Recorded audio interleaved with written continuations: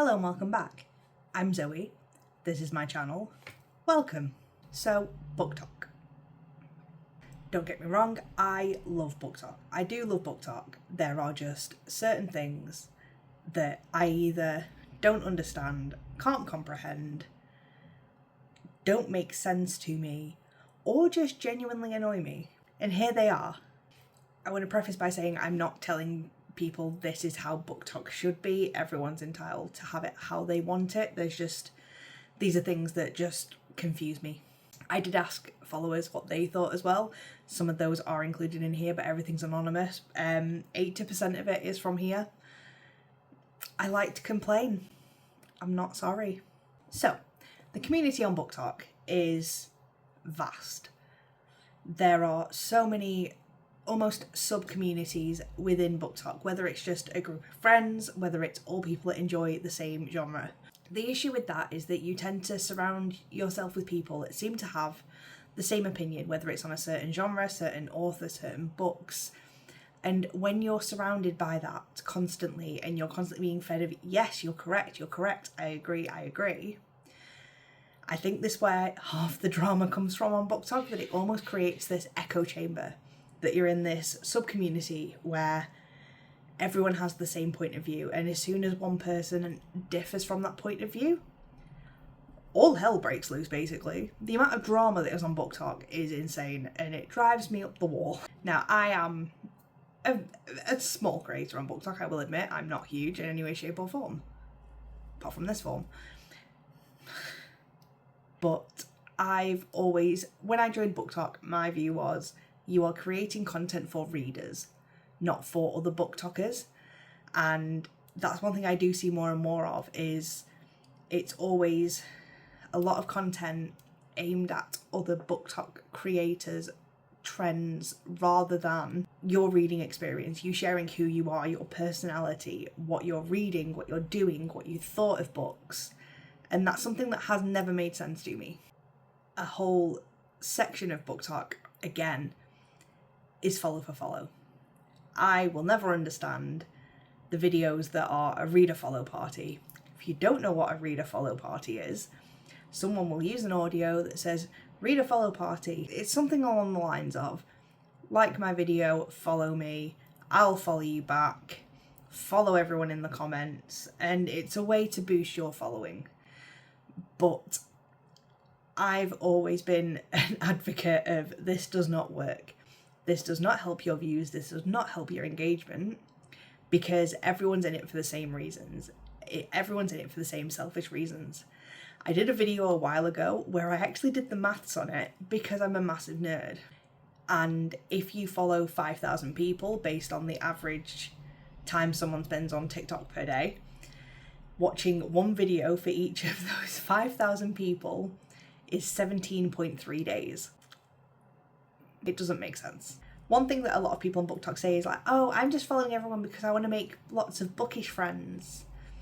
And I kind of question, if you were just wanting to make friends to talk about books with, why would you not join a Facebook group? With the follow for follow, you then get people that are trying to boost their following up to 1,000. When you reach 1,000, if not a little bit before, you get access to TikTok Shop. You also get access to be able to put a link in your bio. The TikTok Shop side of it does come with things like you can request free samples. There are a few companies who do free samples of certain books, and I do feel like some people do join Booktok for that reason. They join with this grandeur of having millions of followers, quitting their job, reading all day, posting videos, making money.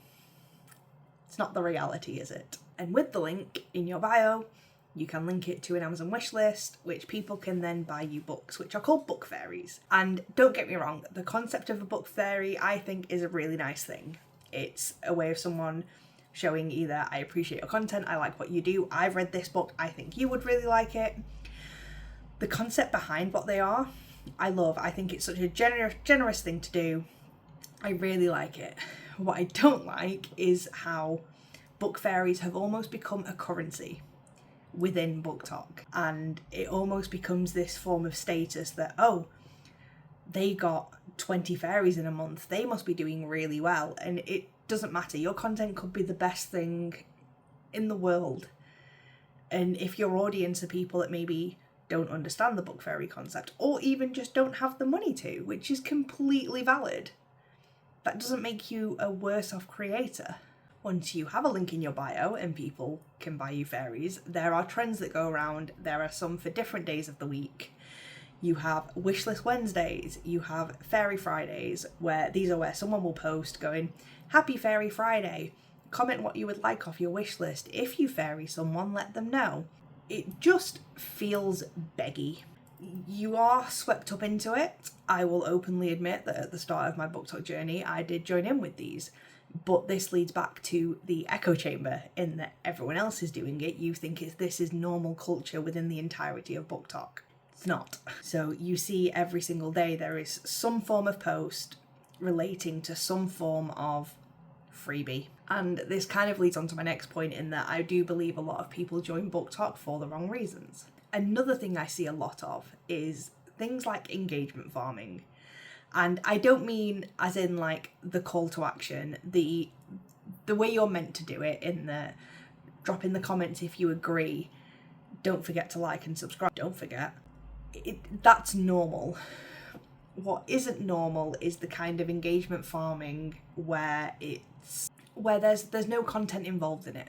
It is like if you've read this book, comment if you've read this book, repost if you've read this. It's that sort of thing where it is the video doesn't give you anything. It is literally there as a cheap and easy way for their video to get pushed out to more people. And on that note, I actually used this point for someone else when they were doing a controversial Booktok opinions video, and people, I don't think, see the difference between creating content and creating a video. And that makes me sound really pretentious, and I don't mean for it to be. But for me, if I'm scrolling through Booktok, I want to see content that either entertains me, gives me information that I didn't have before, gives me a point of view that maybe I didn't see before, gives me a reaction, shows me your personality one way or another. There are videos that don't do that. There are videos where it's a space saver, it's a filler video, it didn't need to be posted because it does not give anything back to the viewer. Alongside the almost engagement farming is the drama. There's a lot of drama on Booktok, and I do believe a lot of it comes from, if I do this, I'm going to get views, I'm going to get follows, and it seems unnecessary. Like, for me, I feel like if you are bringing yourself, you are entertaining, you are informative, your personality shines through, that should be enough. And then you have the people, ironically, doing these controversial Booktok opinions. And I don't mean as in these where I'm kind of giving my reasoning behind and this sort of thing. It's when it's a controversial Booktok opinion that I don't like hardbacks, or controversial opinion, I didn't enjoy Fourth Wing. They're not controversial, babe. I'm sorry. I'm trying to remain professional, but it winds me up. One that has definitely been on the increase is ARC reads. So ARC reads are advanced reader copies. You can get them whether you're a content creator or not, it doesn't matter. You can get a copy of a book before release, and for getting the book early for free, you just have to leave a review. And the idea is that you leave reviews on the likes of like Amazon, Goodreads, before the book comes out. So on release day, there are already some reviews there ready to kind of help people decide whether they want to buy the book or not. I do feel that ARC reads have become somewhat of a status. You'd be like, I got an ARC for this, and oh, I've got 4 ARCs to read. It's like, well, you've requested them. No one, it's not your job. Yeah, it being a status, and again, it's not. Anyone can have an ARC read. And the irony that most people make videos on ARC reads when they don't actually have to. People get very mixed up between an ARC read and a street team. That's an entirely separate topic. This was one that was partially raised by a follower at the same time, which is the aesthetics being more important than the plot. 100%. You do see it more on Booktok. Like, I do have nice bookshelves, but they are for me. They are not for the video. There are numerous of my Booktok videos I've done where I'm literally sat on the sofa with a plain background, it doesn't matter. But you do have people who are, the aesthetic of reading appears to be more important than telling us what you thought about reading. You'll see reviews where the cover and the sprayed edges are deemed more important. A prime example, when I believe it was HarperCollins released the Pumpkin Spice Cafe sprayed edition.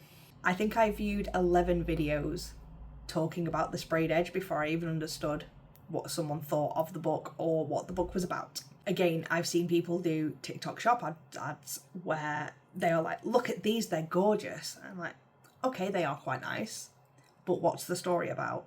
I'm not going to buy a book just because it looks pretty. Why would I buy it? Just because it might look nice on my shelf. And I think that's kind of the culture that has almost escalated within Booktok, is everything has to look perfect, everything has to look nice. And not even from a book point of view. I've seen videos where people are trying to give advice on how to grow your Booktok, how to get your videos to reach other people, and the top suggestion by that creator was, make sure you do your makeup. Like, hell no. I'm filming this on my lunch break. No. Another section that was brought up was TikTok lives, and how once you also hit, I think it's around 800-900 followers, you can go live on TikTok. I do go live occasionally. We just have a chat, people ask for book recommendations. I'll say, oh, well, this was good, I'm currently reading this, and it's advisory, it's fun, we have a laugh. What blows my mind is when you can have multiple people on the same live. So you have like a grid, there's 9 boxes, and it's all people in there. When they are just chatting amongst themselves, this is something that has confused me from day one, is people will go live and just have a chat with their friends. Just have a Zoom call. It doesn't have to be on a live. It doesn't have to be there for you to try and push yourself out as a creator, when most of the time they aren't even interacting with anyone in chat. It is genuinely just a chat between friends. And I don't understand it. One that was raised to me, and I half agree, I half don't, is reading sprints. For those that don't know what reading sprints are, you have someone who is on a live who will have a timer for 20 minutes. In those 20 minutes, everyone, including viewers, read. Then you have a 10-minute break, you chat to whoever's live, they chat with you, and then you go back to a 20-minute reading sprint again. I feel like the concept behind a reading sprint, I do understand. So if you are someone who struggles to focus whilst reading, if you have ADHD, for example, and the whole task of sitting there whilst reading is too much, or you're going to grab your phone every 2 minutes, I understand that. Or if you live alone and you just want to feel part of something, like, genuinely, I think they are a good thing in that way. But I do feel like that meaning has been lost, and rather than it being a thing to help people focus, it has been used as another way to just push yourself out there. And I do agree that they are becoming very popular, and I don't understand why. But again, this leads back to the whole following for follow, Booktok besties, which is a vile phrase that I hate. And I'm sorry if you love that phrase, but it just makes me feel physically ill. You will have the same 5 people in there, and I feel like a lot of Booktok is selfish behaviour masked as supporting others. That's what it boils down to. So yeah, if you don't follow me on Booktok, go and have a look. I promise I'm trying to not be part of the problems. It's a wild place. It's a wild place, but if you find the genuine ones, the ones that are there for the right reasons of you just want to create videos, and maybe I see it in a different way, maybe I'm too black and white with it, I don't know, please let me know, because if someone could explain it to me in a way that I understand a bit more, that would be great. The problem is, when you raise certain topics like this, back to the echo chamber conversation, it turns into an argument, or people jump straight on the defensive, and you can never have just a genuine conversation about it. And I want to learn more. Like, I'm not saying these points to be like, this is all wrong, this is all wrong. If someone has a valid response, educate me, please, because I would like to know how other people do feel about it. but as always, in a respectful way, please, because I can't deal with that. So that's it for this one. It's not a very long one. Next week will be my January reading wrap up. If you haven't gathered, I'm trying to post every Wednesday. We'll see how that goes. So yeah. Bye.